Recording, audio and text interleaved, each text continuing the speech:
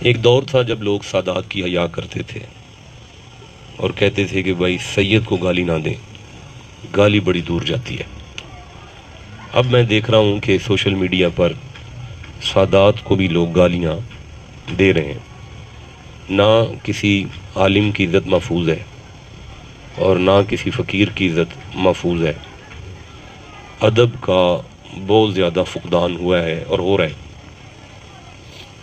دوسری جو طاغوت کی کوشش ہے وہ ہے سرکار کی محبت، حضور کی محبت کا جو دیا 1450-1500 سال میں قرآن نے آپ کے دلوں میں جلایا ہے۔ شیطانی طاقتوں کی پوری کوشش ہے کہ مسلمانوں کے سینوں میں سے سرکار کی محبت ختم ہو جائے۔ اس کے بعد جو اٹیک ہے وہ آپ کی نماز پر ہے۔ نماز پانچ گانا ختم کی جا رہی ہے اور پوری کوشش سے اسے آپ میں سے ختم کیا جا رہا ہے۔ اور جو چوتھی چیز ہے وہ میں نے دیکھا ہے کہ حیا ختم ہو گئی ہے۔ اب میری بات سے اتفاق کرتے ہیں؟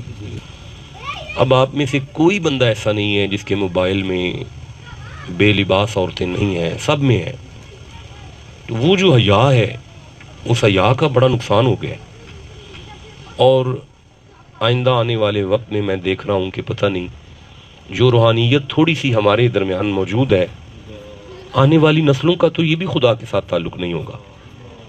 بڑا مادیت پرستی کا دور آ رہا ہے آگے، اور اپنا اپنا حصہ ڈالیں اس بات میں، میری اس بات کو غور سے سنیں، اس بات میں اپنا اپنا حصہ ڈالیں جس طرح بھی ڈال سکتے ہیں۔ میں اس کوشش میں، اس کاوش میں اپنا حصہ ڈالیں کہ جو مرضی ہو جائے، ہر دور بے غیرتی کا طوفان، بے حیائی کا طوفان ہر دور میں چلا ہے۔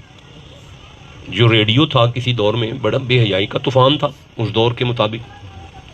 ڈش کوئی تھوڑی سی بے حیائی تھی، جواب دینا مجھے۔ ڈش انٹینے تھوڑی بے حیائی تھی۔ کیبل نیٹ ورک بے حیائی نہیں تھا، بے حیائی تھا نا۔